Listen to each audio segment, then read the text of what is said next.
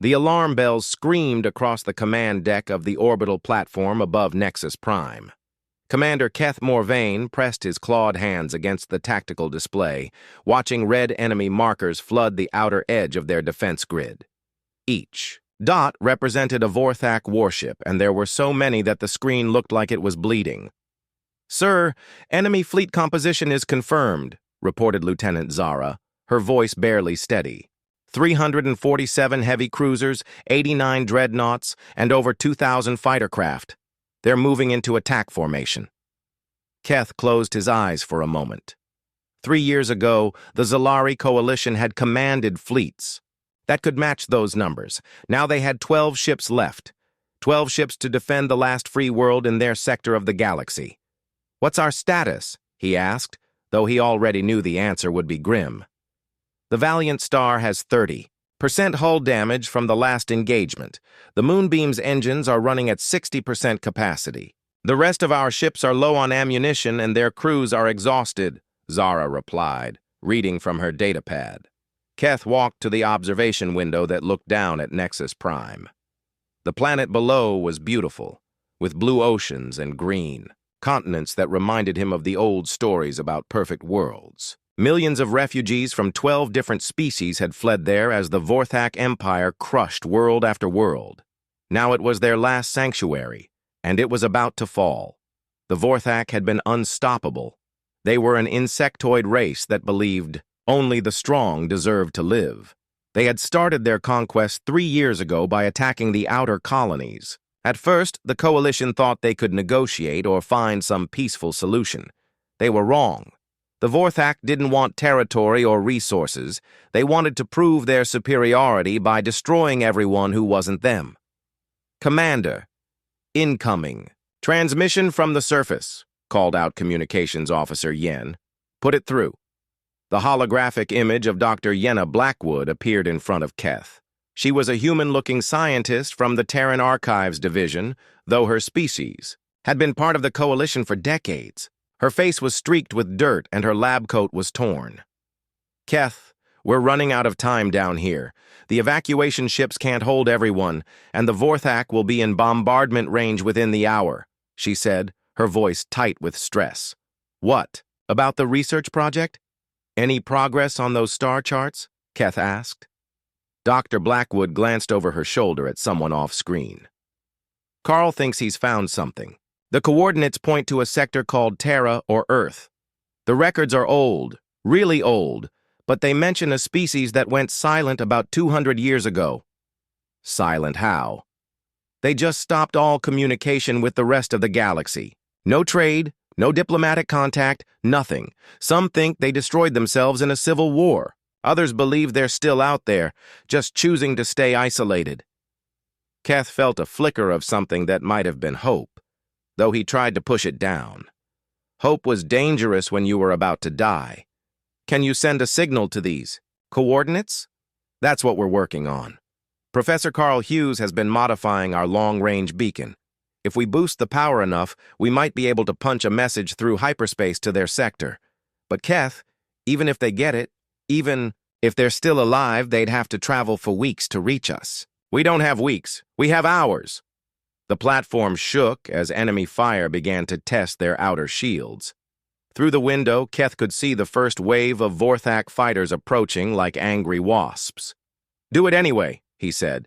"Send the message." "Keth, you need to understand something. If this species still exists, we don't know anything about them. They could be just as bad as the Vorthak. They could be worse." "Dr. Blackwood, look around you. The Vorthak are about to wipe out the last free beings in this part of the galaxy. Whatever these Terrans are, they can't possibly be worse than extinction." The connection flickered as another impact rocked the platform. Dr. Blackwood nodded grimly. "We'll have the beacon ready in 20 minutes. Carl says the message will be simple. A distress call with our coordinates and basic information about the situation." "Good. Send it as soon as you can. Then get to the evacuation ships." "What about you and your crews?" Keth looked around at his bridge crew. They were all different species, all with different skin colors and body types, but they had the same expression on their faces. They knew they were going to die, but they were going to make it count. We're going to buy you time. Every minute we can hold them off is another minute for civilians to escape. Dr. Blackwood's image wavered with emotion. It's been an honor serving with you, Commander. The honor was mine, Doctor. Now go save as many as you can. The transmission ended, leaving Keth alone with his thoughts for a moment. Outside, the battle was beginning in earnest. His ships were moving into defensive positions around the planet, their energy weapons creating bright lines of light against the darkness of space.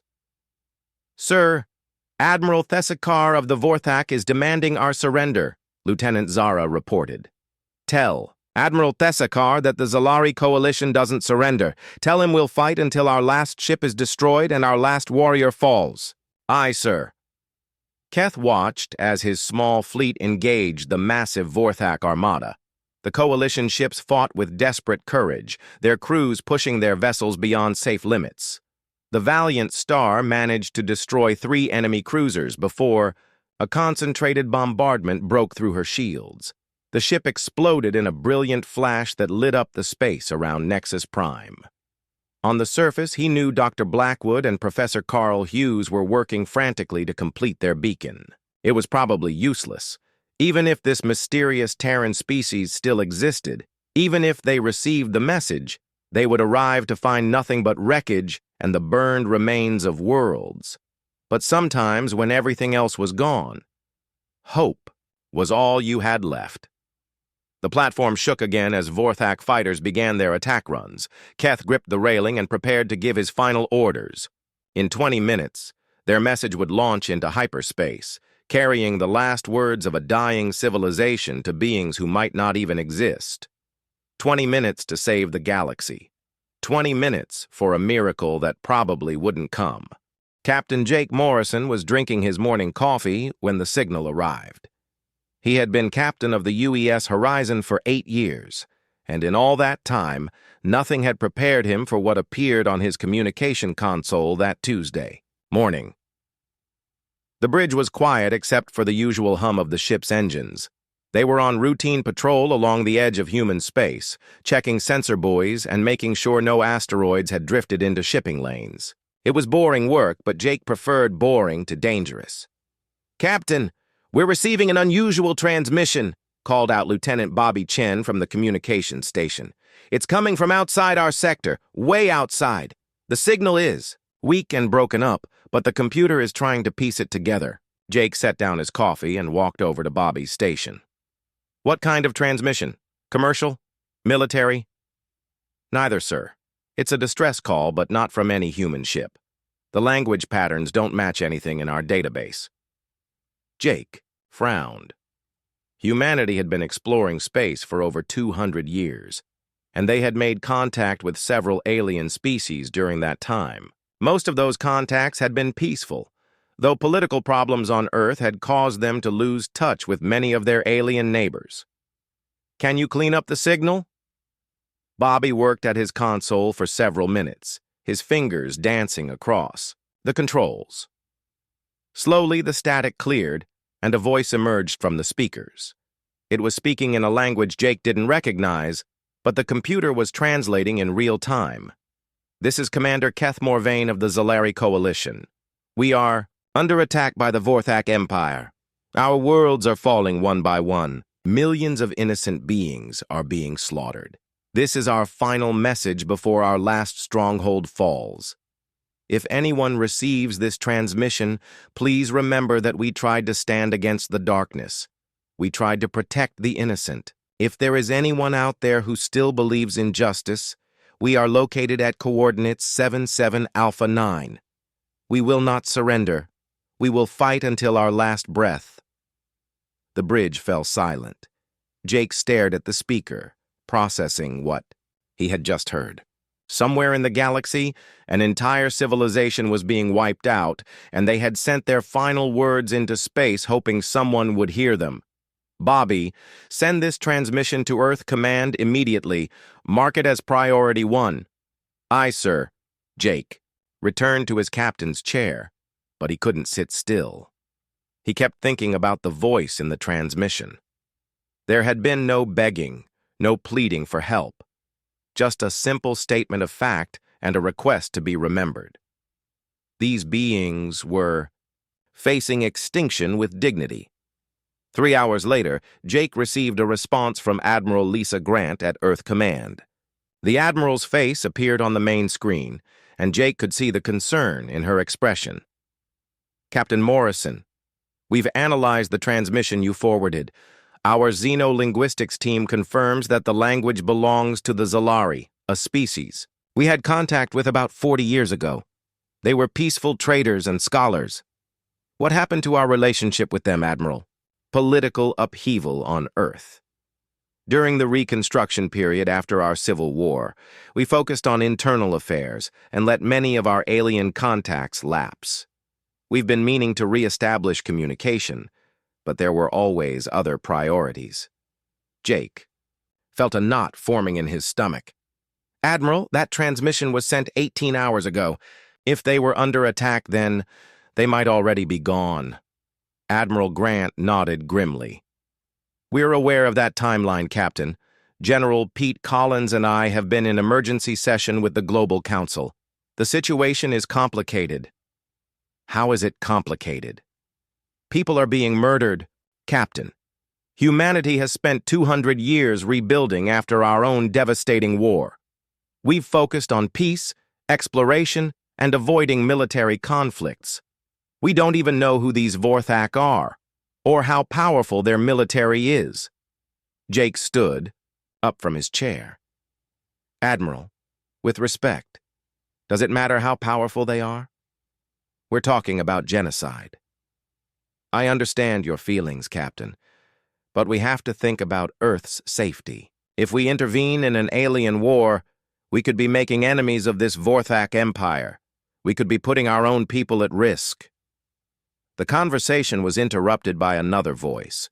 Dr. Amy Watson, Earth's leading expert on alien cultures, appeared on a split screen next to the Admiral. Admiral Grant, I finished analyzing the cultural and linguistic patterns in the transmission. The Zalari Coalition isn't just one species. Based on the communication protocols, it appears to be an alliance of at least 12 different races. What does that tell us, Doctor? It tells us that these species were advanced enough to form a stable multi-species government. That's extremely rare in galactic history. It also means that if this Vorthak Empire can destroy such an alliance, they're probably very dangerous. Jake listened to the conversation, but his mind kept returning to the voice in the transmission. Commander Keth Morvain had sounded tired but determined. These weren't primitive beings crying for help. These were people like humans, fighting for their lives and the lives of their families. Dr. Watson, you said we had contact with the Zalari before. What were they like? Dr. Watson smiled sadly. They were remarkable, Captain. They valued learning, cooperation, and peaceful resolution of conflicts. They had solved problems that humanity is still working on. Poverty, disease, environmental destruction. They had figured out how to make 12 different species work together for the common good. And now they're all going to die because we're afraid to help them. Admiral Grant's expression hardened. Captain Morrison, you're out of line. I, Admiral. We have the most advanced military in human history. We have ships that can travel faster than light and weapons that can crack planets. And we're going to let an entire civilization be exterminated because we're worried about our own safety. General Pete Collins appeared on another split screen. His weathered face showed the strain of command. Captain, it's not that simple. We don't know anything about this enemy. We don't know their numbers, their technology, or their capabilities. Rushing into an unknown situation could get a lot of people killed. General, people are already being killed. The question is whether we're going to do something about it or just watch. Dr. Watson leaned forward. There's something else you should know. I've been going through our old contact records with the Zalari. 40 years ago, they helped us during the food crisis on Mars Colony. They shared agricultural technology that saved thousands of human lives. They didn't ask for anything in return. The bridge fell quiet again. Jake could see the conflict on Admiral Grant's face. She was a good officer and a good person, but she had the weight of human civilization on her shoulders. "Admiral, I volunteer to take the Horizon on a reconnaissance mission. We can investigate the situation and report back. No engagement unless absolutely necessary." Admiral Grant considered this for a long moment. "You'd be going in alone, Captain. If things go wrong, we might not be able to help you." "I understand the risks, Admiral, but I can't just sit here knowing that people are dying and we have the power to help them." Finally, Admiral Grant nodded. "Very well, Captain Morrison. Take the Horizon and conduct a reconnaissance mission to the coordinates provided in the transmission. You'll have 2 escort ships, the UES Liberty and the UES Freedom. Your orders are to observe and report. Do not engage unless fired upon." Jake felt a surge of relief. "Thank you, Admiral. We won't let you down." "Captain, I hope you understand what you're volunteering for. If this Vorthak Empire is as dangerous as it seems, you might be sailing into a situation that none of you will come back from." Jake looked around his bridge at his crew. They were all young, dedicated officers who had signed up to explore the galaxy and protect human interests. Now they were about to face something none of them had trained for. "Admiral, 40 years ago, the Zalari helped save human lives when we needed it. Now they need our help. Sometimes doing the right thing means taking risks." Admiral Grant smiled, for the first time during the conversation. "Good luck, Captain. And Captain Morrison, bring our people home." "Aye, Admiral. We'll see you soon." The transmission ended, leaving Jake alone with his thoughts and his crew. In 6 hours, they would jump to hyperspace and travel to a distant part of the galaxy where an ancient evil was destroying everything good and decent. They had no idea what they would find when they arrived, but they were going anyway, because sometimes when all hope was lost, someone had to show up and try to make things right. The UES Horizon dropped out of hyperspace at the edge of the Nexus Prime system, and what Captain Jake Morrison saw through the view screen made his blood run cold. The space around the planet was filled with wreckage. Pieces of ships floated, in the darkness like broken dreams, some still glowing from recent explosions. "My God," whispered Lieutenant Bobby Chen from his communications station. "Look at the size of that fleet." Jake counted the enemy ships arranged in attack formation around the planet. There were hundreds of them, dark and angular vessels that looked like they had been designed by someone who hated beauty.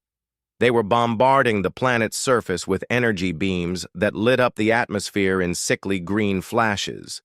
"Captain, I'm detecting 3 human-designed ships approaching our position," reported Ensign Danny Price from the sensor station. "It's the Liberty and the Freedom, right on schedule." Captain Steve Parker's face appeared on the communication screen, his expression grim. "Jake, are you seeing this? There must be 300 enemy ships down there." "I see it, Steve." "Kate, what's your status?" Captain Kate Sullivan of the UES Freedom joined the conversation, her voice tight with anger. "My sensors are picking up massive civilian casualties on the planet's surface. These bastards are targeting schools and hospitals." Jake watched the bombardment continue. Each flash of green light meant more innocent people were dying. He had come here to observe and report, but watching genocide happen in front of him was harder than he had expected. "Sensors are detecting a few coalition ships still fighting," reported Danny. "Looks like 12 vessels, maybe less. They're heavily damaged but still returning fire." On the main screen, Jake could see the last defenders of Nexus Prime. Their ships were small compared to the Vorthak fleet, and they were clearly outgunned and outnumbered. But they kept fighting, drawing enemy fire away from the planet, even though it meant certain death. "Captain, we're being scanned by the enemy fleet," Bobby announced. "Multiple contacts are turning toward our position." Jake made a decision that would change the course of galactic history. "All ships, decloak and move to intercept. We're going to even the odds." "Jake, our orders were to observe only," Steve Parker reminded him over the communication channel. "Steve, look at what's happening down there. These people are being slaughtered." "I can't watch children die and do nothing about it." Kate Sullivan's voice came through strong and clear. "I'm with you, Jake. The Freedom is moving to attack position." The Liberty is with you, too, added Steve Parker after a moment's hesitation. Let's show these aliens what human ships can do. The three human vessels moved forward in formation, their advanced stealth systems dropping away to reveal sleek, powerful warships. The Vorthak fleet detected them immediately, and Jake could almost feel their confusion through space. A harsh, clicking voice came through the communication system. Unknown vessels. This is Admiral Thesakar of the Vorthak Third Fleet. You will identify yourselves and withdraw immediately, or you will be destroyed. Jake opened a channel to the entire Vorthak fleet. This is Captain Jake Morrison of the United Earth Fleet. You will cease your bombardment of civilian targets immediately, or we will consider it an act of war. The clicking laughter that came back made Jake's skin crawl. 3 small ships against the might of the Empire? You amuse me, human. I will destroy you quickly to demonstrate what happens to those who oppose the Vorthak. Bobby, send a message to the coalition ships. Tell them help has arrived. Message sent, Captain. I'm getting a response from someone called Commander Keth Morvain. He's asking who we are and where we came from. Tell him we're friends, and we got his message.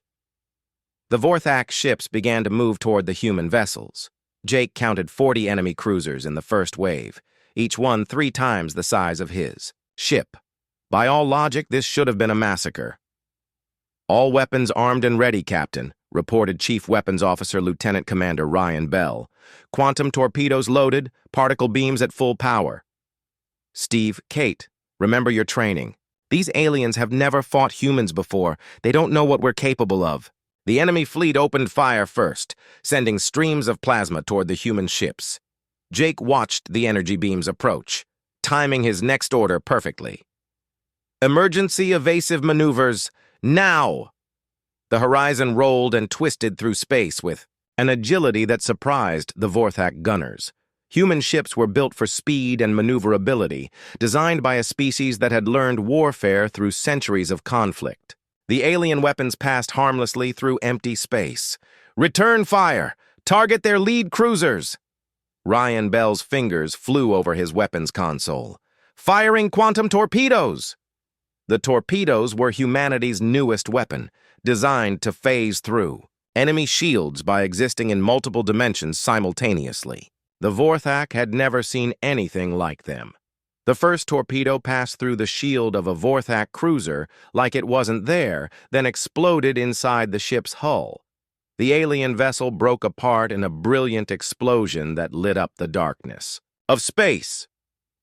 Direct hit, shouted Danny from sensors. Their shields didn't even slow it down. Kate Sullivan's voice came through the communication channel, excitement clear in her tone.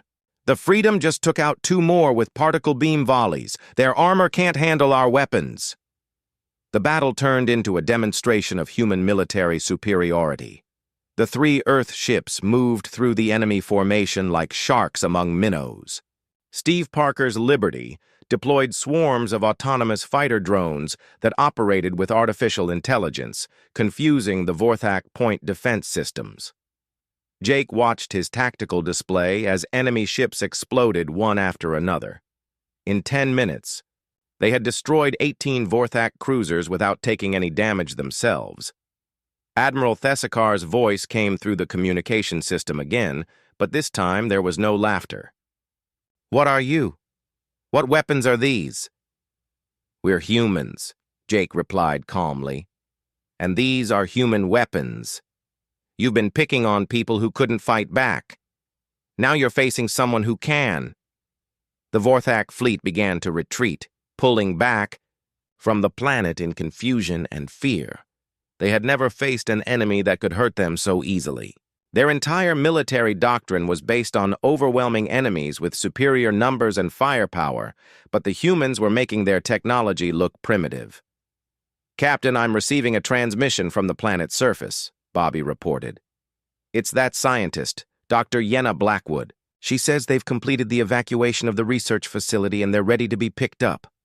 Tell her we'll send shuttles immediately. And Bobby, patch me through to Commander Keth Morvain. The alien commander's face appeared on the main screen. He looked like a cross between a human and a cat, with golden fur and large, intelligent eyes. Right now, those eyes were filled with amazement. "Captain Morrison, I don't understand what just happened. Your 3 ships just defeated a force that destroyed our entire fleet. Commander, we got your message. We came as soon as we could. But how? Your weapons, your ship maneuvers, I've never seen anything like them." Jake smiled grimly. "Commander, humanity has been fighting wars for thousands of years. We've learned a few things about combat along the way. The Vorthak have conquered half the galaxy. They've destroyed civilizations that lasted for millions of years, and you just made them run away. They've been bullying people who fight with honor and follow rules of war. Humans learned a long time ago that when you're fighting monsters, you have to be willing to become something they fear." Kate Sullivan's voice interrupted the conversation. "Jake, long-range sensors are picking up Vorthak reinforcements. Looks like a lot of them, maybe 100 ships coming in fast." Jake looked at the tactical display. The retreating Vorthak fleet was regrouping with fresh forces.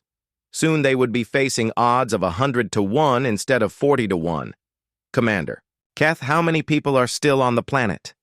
"About 2 million civilians in the evacuation zones. It will take hours to get them all to safety."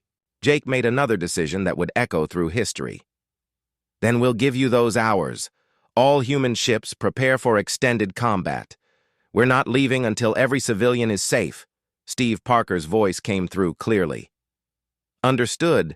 Jake, the Liberty is ready for anything they can throw at us." Kate Sullivan added her agreement. "The Freedom stands ready. Let's show the galaxy what happens when humans decide to make a stand." As the massive Vorthak reinforcement fleet approached, Jake Morrison and his small force prepared to do something impossible. They were going to hold off an entire alien armada with 3 ships, and they were going to win. Because sometimes, when all hope was lost, 3 humans in the right place at the right time could change everything. Admiral Lisa Grant stood in the war room deep beneath Earth Command, staring at the holographic display that showed Captain Morrison's battle at Nexus Prime. The 3 human ships were holding their own against impossible odds. But the situation was about to get much worse.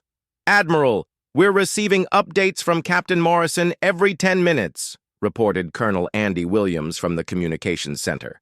"The Vorthak are bringing in everything they have. Our estimates show over 500 enemy ships converging on Nexus Prime." Lisa watched the tactical display with growing concern. Jake Morrison and his crews were brave, but 3 ships couldn't fight off an entire fleet forever. The question was whether humanity should commit more forces to what could become a galactic. War General Pete Collins entered the war room, his face grim. "The Global Council has finished their emergency session. The vote was unanimous. Humanity is officially at war with the Vorthak Empire." "What changed their minds?" Lisa asked. "The footage from Nexus Prime. When people saw children being targeted by alien weapons, the debate ended pretty quickly. Dr. Amy Watson joined them at the tactical display, carrying a datapad filled with intelligence reports.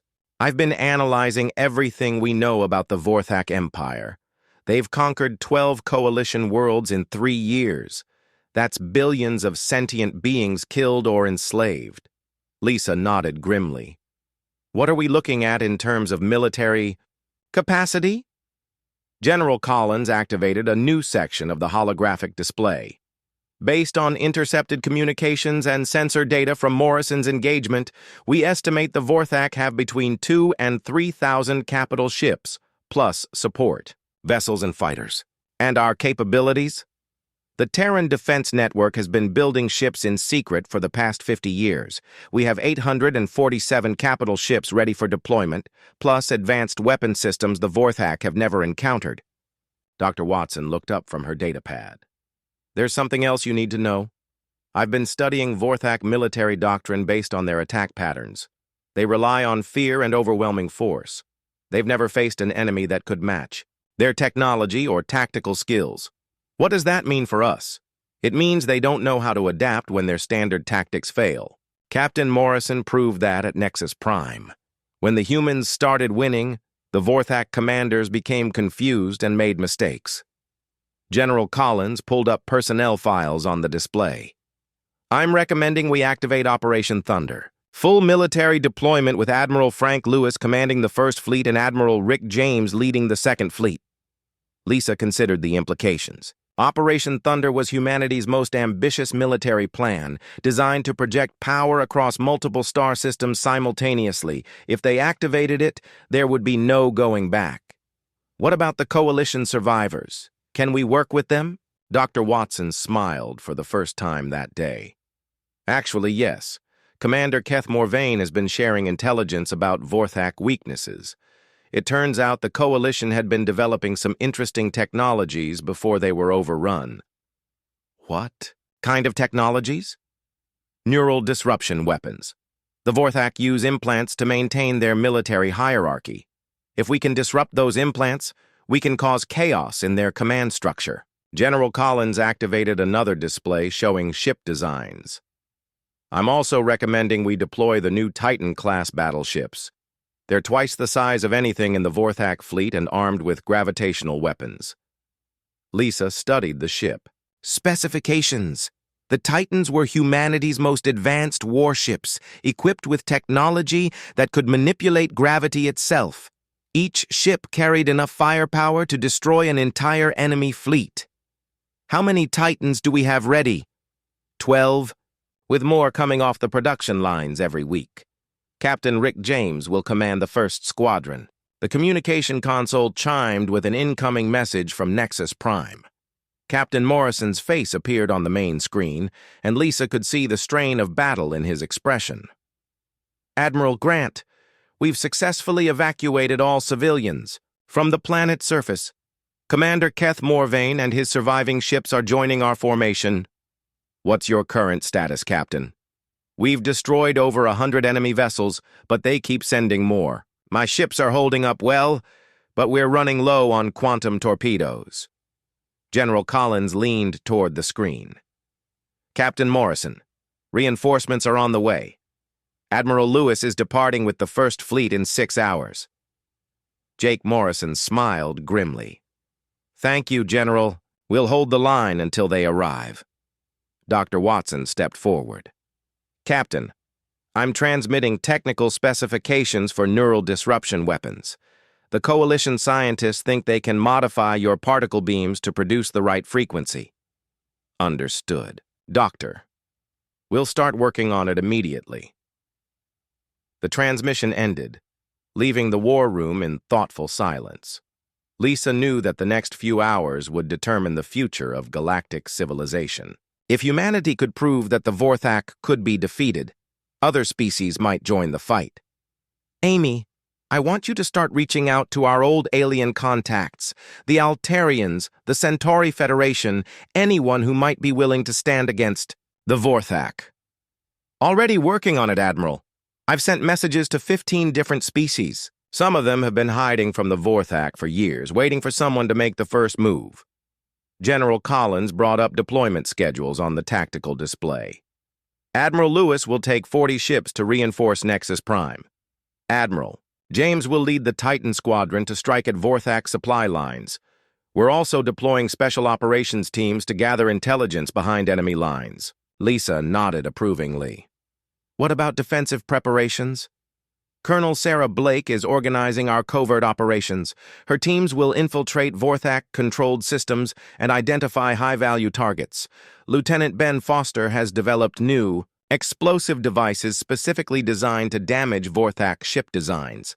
And our cyber warfare capabilities? Sergeant Kelly Moore has been working with Coalition refugees to develop computer viruses that can target Vorthak systems. Their technology is advanced, but they've never dealt with human-style cyber attacks. Dr. Watson pulled up a galactic map showing the extent of Vorthak territory.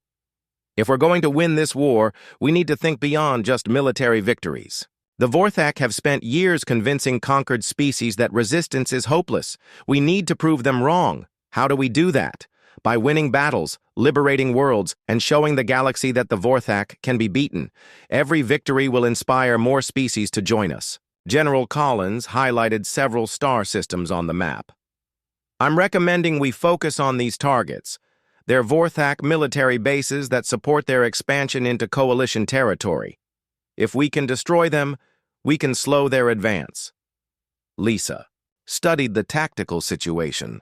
The Vorthak Empire was vast and powerful, but it had weaknesses.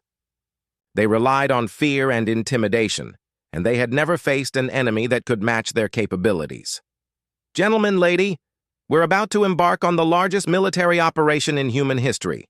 We're not just fighting for Earth or for humanity. We're fighting for the principle that good people don't have to bow down to bullies. General Collins stood at attention. Admiral, the First Fleet is ready to deploy on your order. The Second Fleet is standing by as well, added Colonel Williams from the communications station. Dr. Watson looked up from her datapad one more time. Admiral, there's something else. I've been analyzing the cultural patterns in Vorthak communications. They have a rigid caste system that doesn't allow for independent thinking.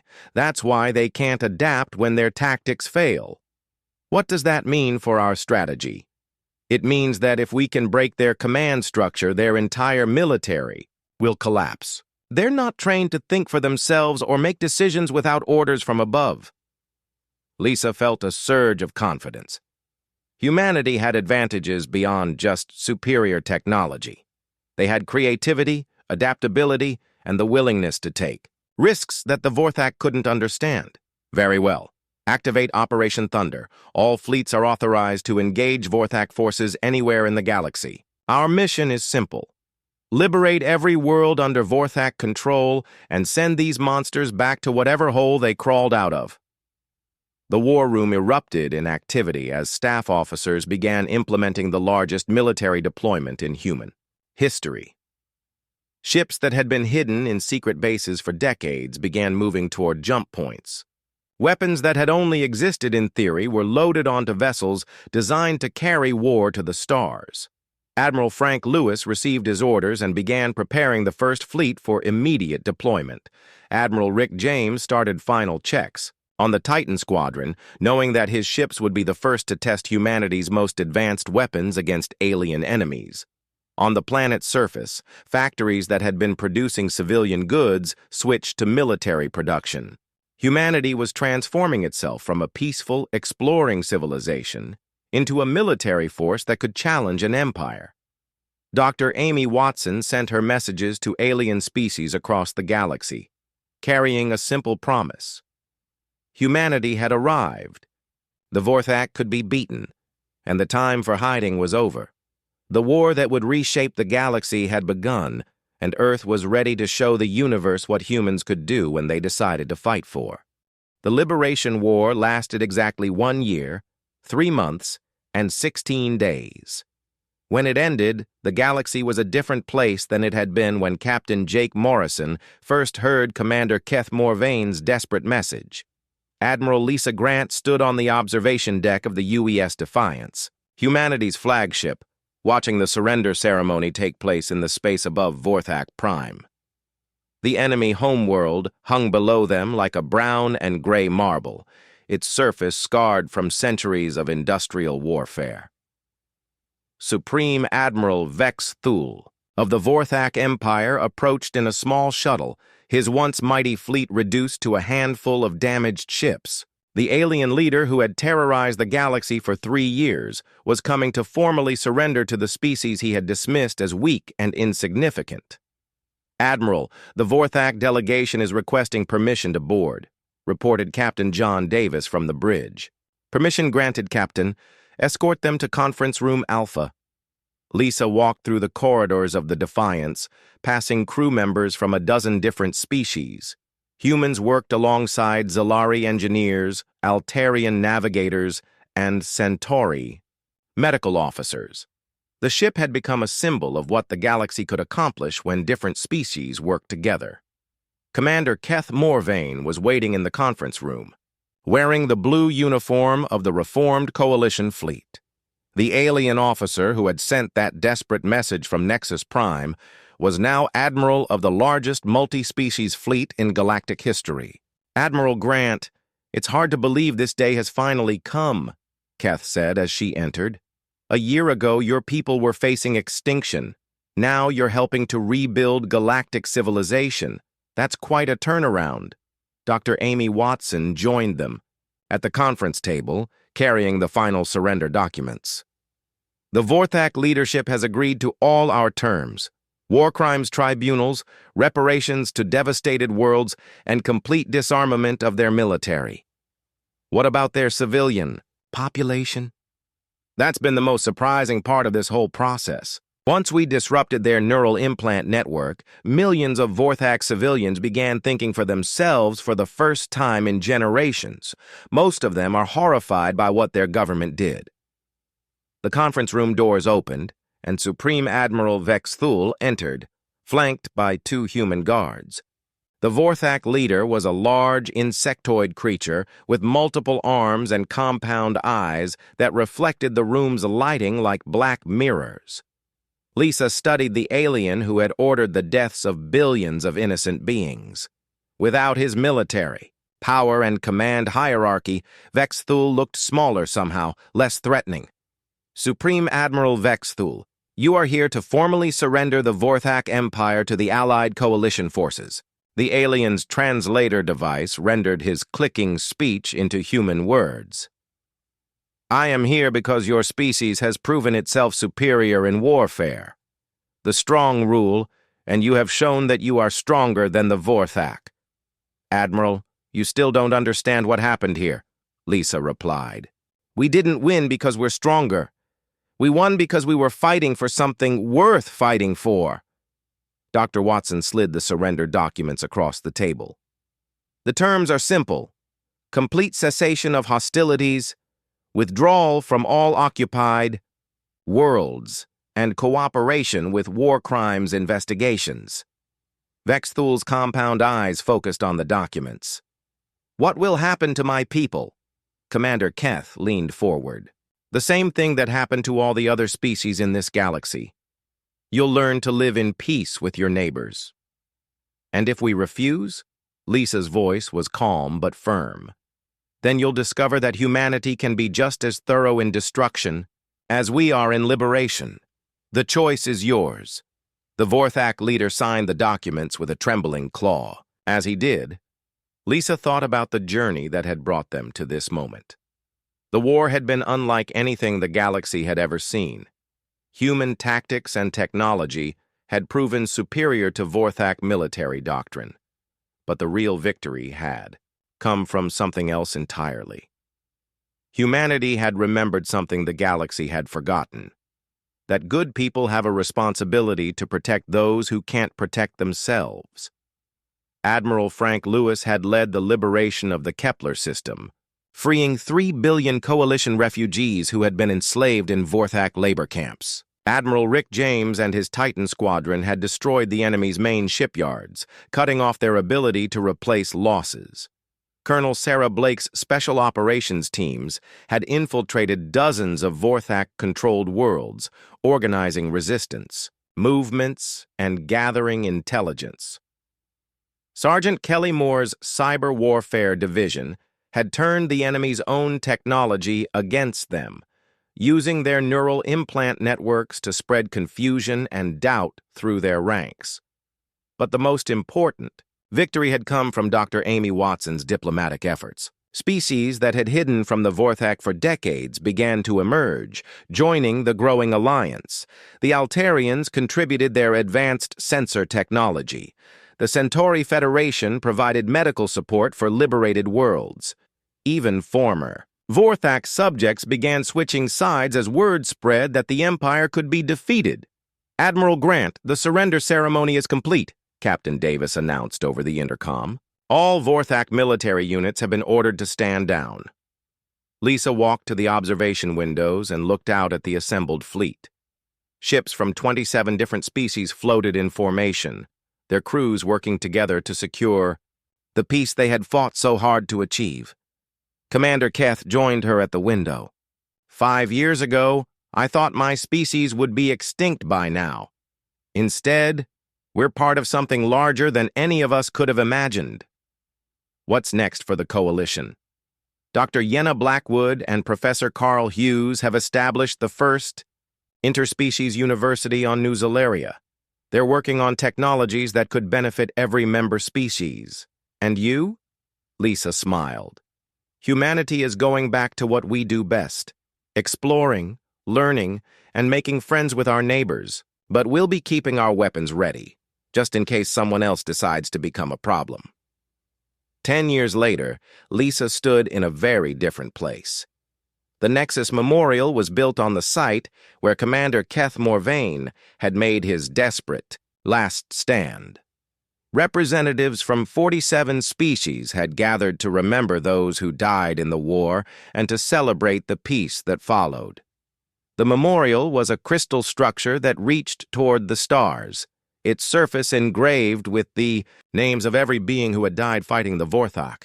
At its base was a simple inscription in 37 languages. In our darkest hour, when all hope seemed lost, they came not as conquerors, but as liberators. They taught us that strength without compassion is mere brutality, but compassion, backed by strength, can light the darkness of any night. Dr. Amy Watson, now serving as humanity's permanent ambassador to the Galactic Council, delivered the dedication speech.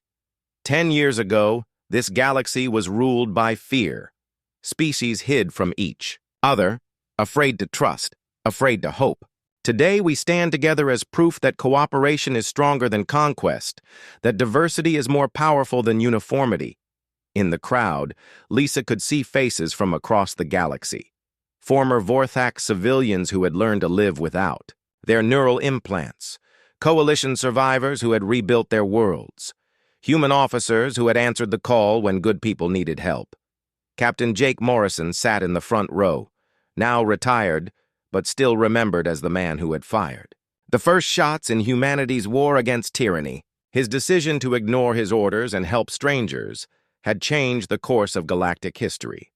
The ceremony concluded with a moment of silence for all those who had been lost. As Lisa stood there, she thought about the message that had started it all. Commander Keth Morvain's plea for help had reached across the darkness of space to find the one species crazy enough to risk everything for the sake of strangers. The galaxy had learned something important during those dark years. Evil could seem unstoppable when good people did nothing to stop it. But when someone finally stood up and said, "No more," when they were willing to fight for what was right regardless of the cost, even the most powerful empire could fall. As the crowd began to disperse, children from dozens of different species played together in the memorial gardens. They spoke different languages and had different colored skin, but they laughed in the same way. They were growing up in a galaxy where cooperation was normal, where different species worked together instead of fighting each other. Lisa walked away from the memorial, knowing that humanity had given the galaxy something precious: the knowledge. That hope was never truly lost as long as someone was willing to fight for it.